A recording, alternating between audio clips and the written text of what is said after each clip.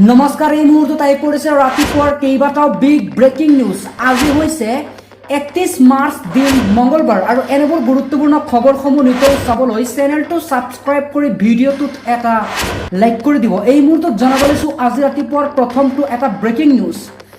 বেংকত গ্ৰাহকক হাৰাশাস্তি বন্ধ কৰক।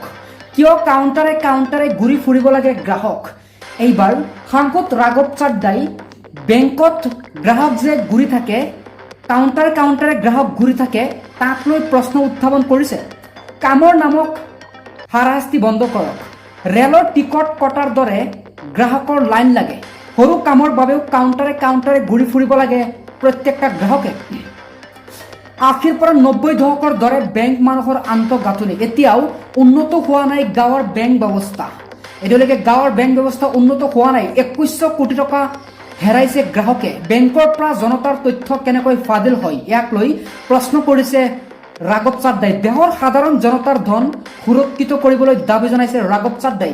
বেংকলৈ যোৱা গ্ৰাহকৰ দুৰ্ভাগ্য যন্ত্ৰণা মুক্ত কৰাৰ দাবী জনাইছে ৰাঘৱ চাড্ডাই। পৰৱৰ্তী খবৰ, শীঘ্ৰেই ৰাজ্যত ওলাব হাজাৰ হাজাৰ চৰকাৰী চাকৰি। গতিকে ক'ত চাকৰি ওলাব সবিশেষ জনাইছোঁ, ভিডিঅ'টো এটা শ্বেয়াৰ কৰি দিয়ক।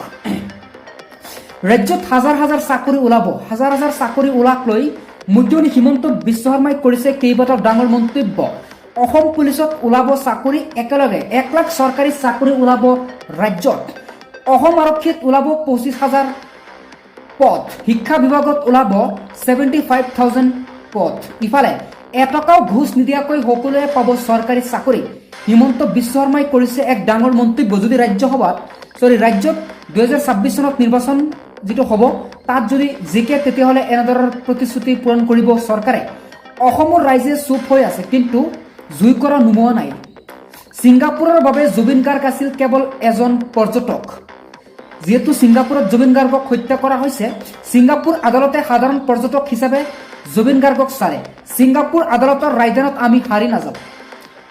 অসমত দুটা মাহত দুটা কেছত আমি হাৰিছোঁ, বাকী কেছবিলাকত আমি জয়ী হ'ম। এনেদৰে কেইবাটাও বিস্ফোৰক মন্তব্য কৰা হৈছে।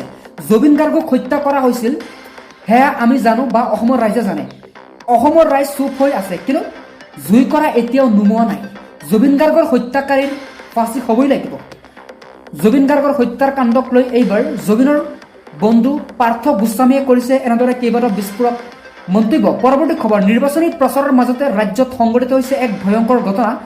দিন দুপৰতে কংগ্ৰেছ পাৰ্টীৰ ওপৰত আক্ৰমণ কৰা হৈছে।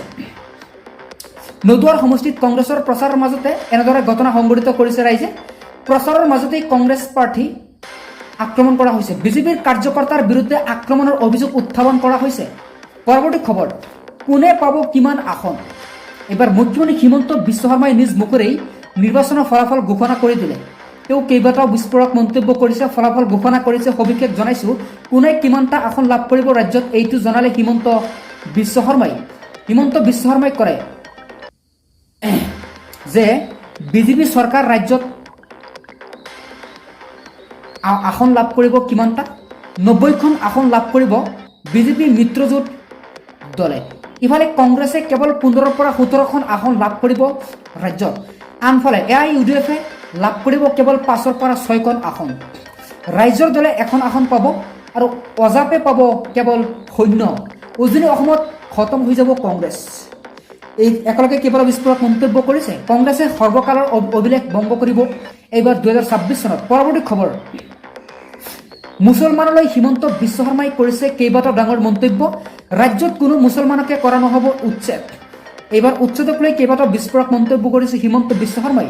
ভুলতো কোনো মুছলমানক উচ্ছেদ কৰা নহ'ব। খিলঞ্জীয়া মানুহক লৈ কেইবাটাও বিস্ফোৰক মন্তব্য কৰিছে। খিলঞ্জীয়া মানুহক উচ্ছেদ কৰা নহ'ব ৰাজ্যত, কিন্তু বাংলাদেশী মুছলমান সাৱধান হৈ থাকক। বাংলাদেশী মুছলমানক উচ্ছেদ কৰা হ'ব ৰাজ্যত। একেলগে কেইবাটাও বিস্ফোৰক মন্তব্য কৰিছে তেওঁ।